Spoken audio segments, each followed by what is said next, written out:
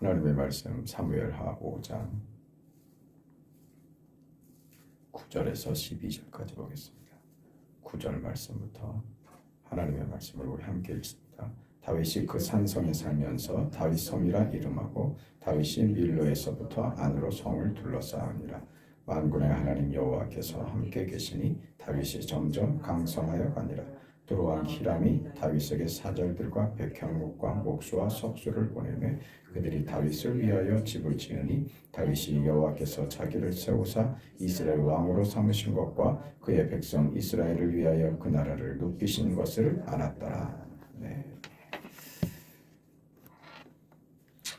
지금 다윗은 시온의 대로 이 시온성, 이름을 다윗성이라고 했지만 시온성, 하나님의 약속이 이루어지는 그 하나님이 승리를 주시는, 완성하시고 회복해 하시는 이 시온성으로 인생의 후반전을, 이 발걸음을 떼고 있다, 그렇게 봤습니다. 구약 성경에 너무나 자주 거론되었던 이름, 시온이란 이름입니다. 하나님의 보좌, 하나님께서 이 시온 산의 성에서 다윗의 후반기 생애를 의도하시고 만들어 가시려는 그 다윗 인생의 후반전이 또 이렇게 시작이 된다, 그렇게 봤습니다. 우리가 그 예수를 믿어서 시온성, 하나님의 완성케 하심을 따라 걸어가는데 왜 우리에게 그 완성에 대한 만족이나 기쁨이 현실에서 잘 찾아지지 않는가? 우리가 기대하는 그 하나님의 완성의 그 내용과 하나님이 만드시려는 것이 다르기 때문에 그렇다. 우리가 찾지 않기 때문에, 잘 모르기 때문에 우리가 누리는 것이 무엇인지 잘 모르게 된다, 그렇게 얘기했습니다. 신약 시대에 와서도 예수님께서 이 세상에 오시는데, 예수님께서 세상에 오신 것은 예수님이 가지신 하나님으로서의 그 권력을 우리에게 나누어 주시려고 한 것이 아닙니다. 권력으로 해방을 주려고 하신 것도 아닙니다. 죽음으로 말미암아 세상 권력과 대조되는 하나님의 영광을 주려 하신다.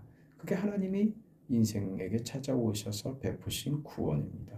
그래서 언제나 예수님의 구원의 방식은 섬김이었고 지는 것이었고 당하는 것이었죠. 결국 저들이 만든 그 절망의 실체, 죽음을 예수님께 강요했고, 그 예수님은 그 죽음을 받아들여 저들이 맞이할 그 죽음의 공포 앞에서 예수께서 구원을 베푸시죠. 에베소서 5장에 재밌는 얘기가 있어요. 아내들이여 자기 남편에게 복종하기를 주께 하듯 하라. 이는 남편이 아내의 머리됨이 그리스도께서 교회의 머리됨과 같으니 그가 바로 몸의 구주니라. 그러므로 교회가 그리스도에게 하듯 아내들도 범사에 자기 남편에게 복종할지니라. 우리의 기대는, 부부라고 하는 것은 사랑의 결실 같은 것이고, 그래서 그 다음은 언제나 행복을 기대하는 것이 모두의 그 마음이고 생각이고 그렇습니다. 그렇지만 그 막상 사랑이라고 하는 이름으로 시작되는 결혼이지만 그 기쁨이라는 것은 너무 우리가 볼 때 보잘것없이 작아져 보이고 기대만 못하는 게 현실이더라 하는 것이죠. 근데 성경은 왜 이런 얘기를 했을까? 다윗이 오늘 왕이 되었으나 그게 절정이거나 끝이 아니라 시작인 것 같이 우리 인생을 살아가는 것도 다 어떤 것이 이것만 되면 뭐가 될 것 같은, 이것만 갖춰지면 이제 좀 편안해지고 무엇을 누릴 수 있을 것 같은 것이 사실은 다 어떤 시작일 뿐이지 그것으로 무슨 고생 끝 행복 시작 그런 건 없더란 말입니다. 현실이 다 그렇습니다. 그러니까 우리는 이상주의죠.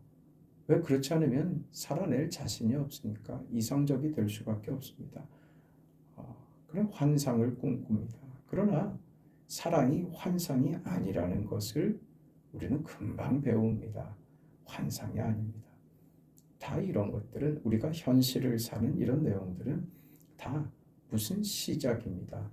우리가 예수를 믿어 구원을 받았다 하는 것은 지금 에베소서에서 그 말씀하시는 결혼을 하여 부부가 되는 것과 같은 그런 또 다른 시작이다. 결혼에 대해서 환상을 갖지만 그건 현실이다. 또 다른 어떤 시작이다. 그러면 우리가 겪어내야 하는 이 세상의 삶, 이 현실들이 다 뭔가 실력을 기르는 겁니다. 나이를 그냥 먹는 것이 아니고 세월을 그냥 사는 것이 아니고 이게 다 시작이며 오늘도 오늘 하루의 시작을 우리가 하는 것이죠.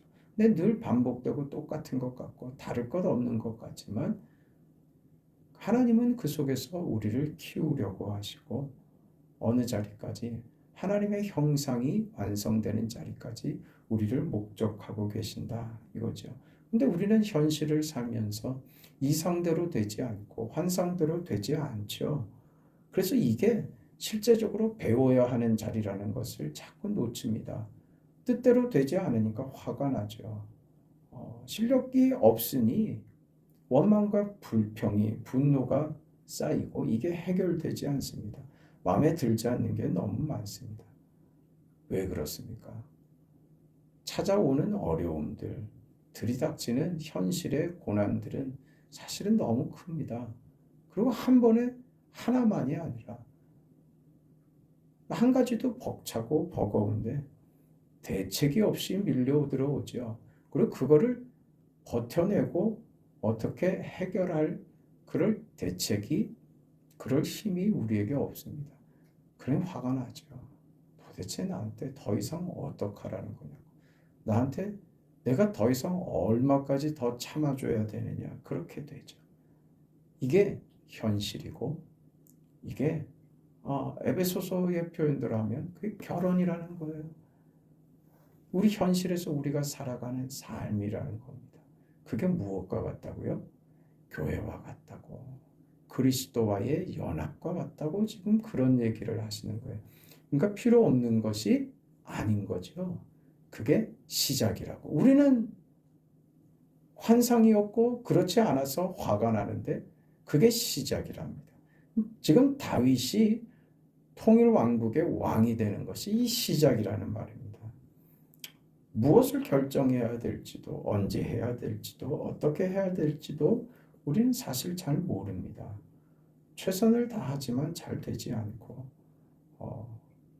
서로 살면서 서로 너무 다릅니다. 우리 인생 살면서 우리는 늘 그래서 당황하죠. 사는 것, 우리가 인생을 현실을 사는 것, 이걸 어디에 초점을 맞춰야 하느냐? 그리스도와 교회의 연합이 신비인 것처럼 너희들의 삶도 뜻대로 되지 않고 그런데 복잡하면서도 도대체 이게 뭐야?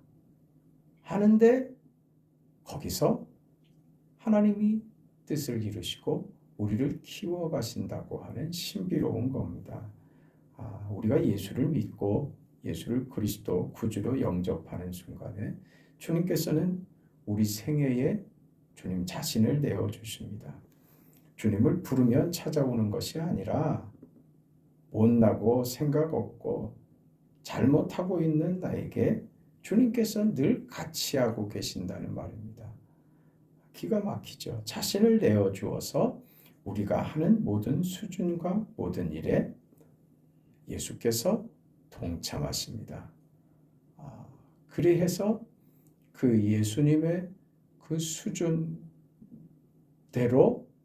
우리를 키우려고 하십니다. 그게 믿음으로 사는 겁니다. 마치 모처럼요.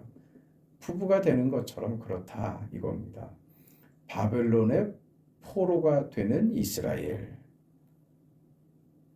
그거는 하나님이 모욕과 비난을 감수하신 것이다. 이렇게 얘기했습니다. 하나님이 이스라엘을 놓지 않으십니다.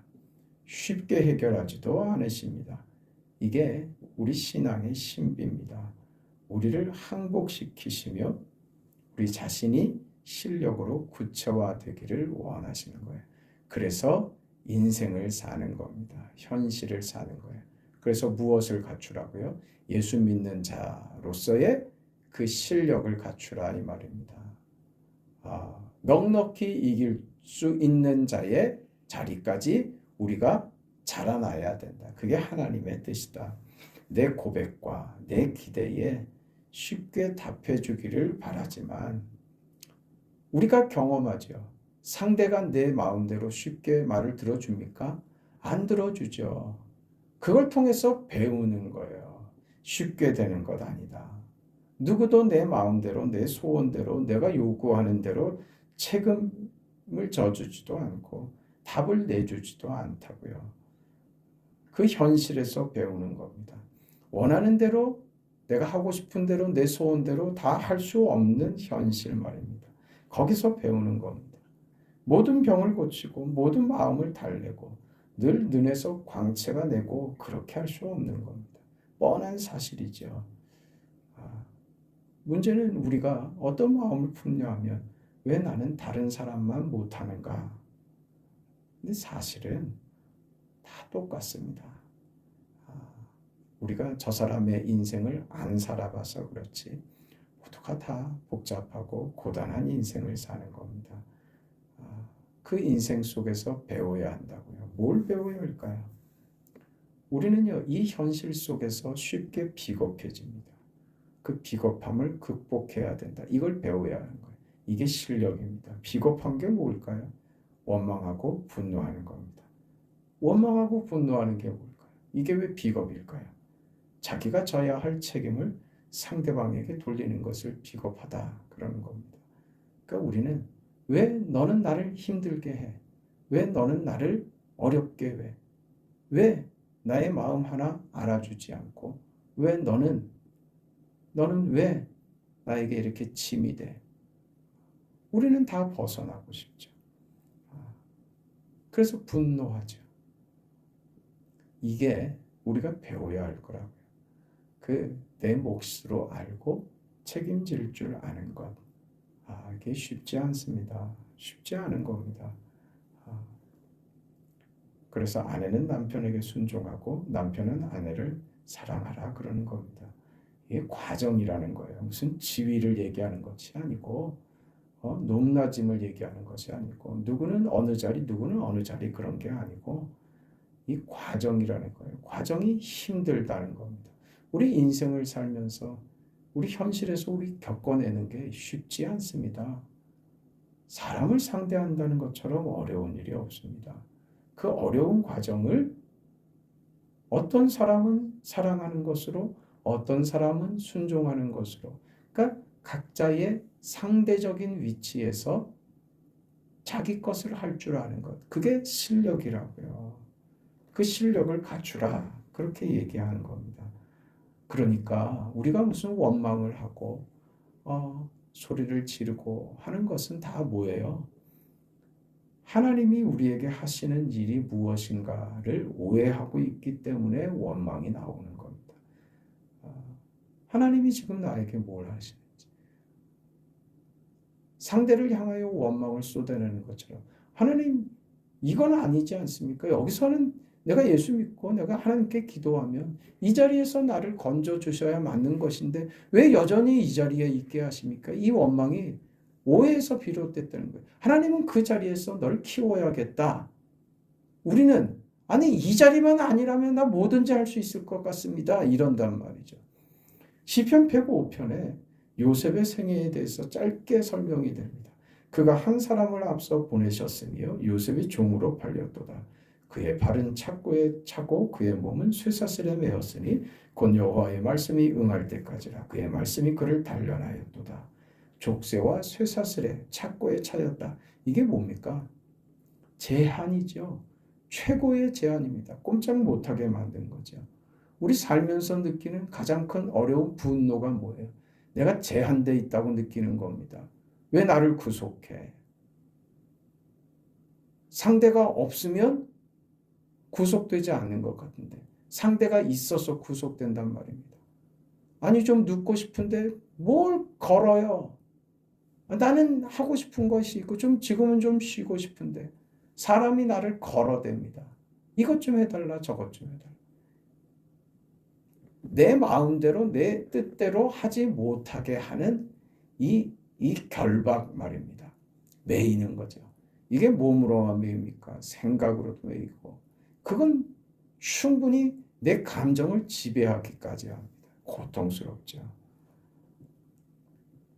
짐을 나눠주는 게 아니라 사실은 서로에게 짐이 되고 있는 것이 우리 사실 현실입니다. 이게 어렵죠. 그런 요셉을 얘기하는 거예요. 요셉보다 더 어렵겠냐? 네가 겪고 있는 현실의 어려움이 요셉보다 어렵겠냐?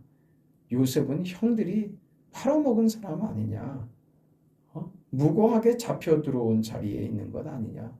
거기서 착고에 매여 있는 것 아니냐? 아무것도 할 수 없는 자리에 있는 것 아니냐? 이게 중요한 게 아니라 나와도 비교할 수 없을 정도의 비참한 상태에 있는 요셉의 그 자리가 무슨 자리가 되더라고요? 하나님이 요셉을 만드는 자리가 되더라. 지금 그 얘기하는 거예요.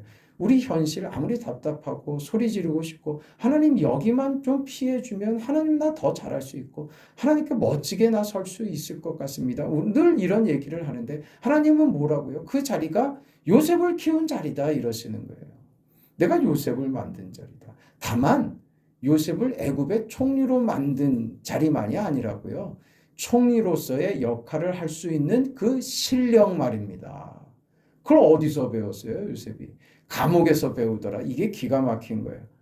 아니, 여기만은 아니었으면 하는 그 자리 말이에요. 거기서 하나님이 나의 실력을 키우더란 말이에요.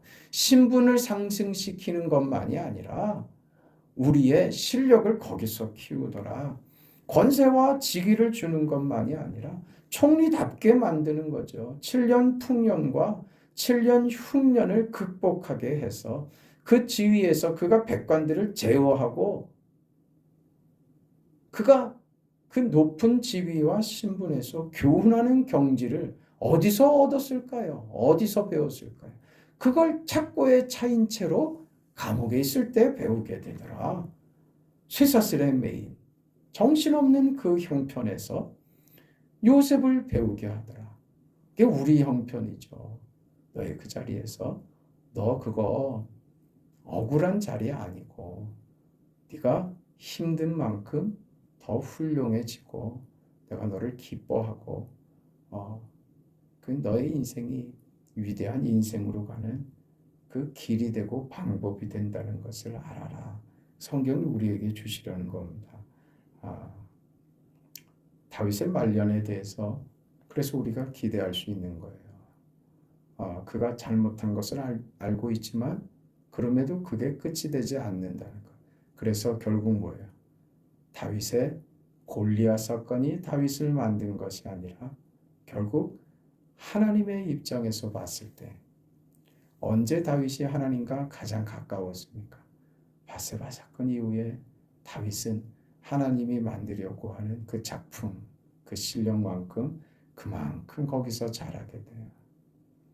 죄 지으라고 하는 소리가 아니라 현실, 어려움 속에서 우리는 배운다니까요. 그 다윗의 후반기가 재미없습니다. 그러나 그게 현실입니다. 그 재미없는 그 현실에서 하나님이 무엇을 만드는지 보자 이거죠. 하나님은 우리를 안심하게 하려는 것에 목적을 두지 않으십니다. 무슨 우리 신앙이 기계적 장치가 되는 것도 아닙니다. 하루만큼 하나님이 우리를 키우시는 겁니다. 뭘 키워요? 우리 안에 하나님의 형상을 만드시는 거죠.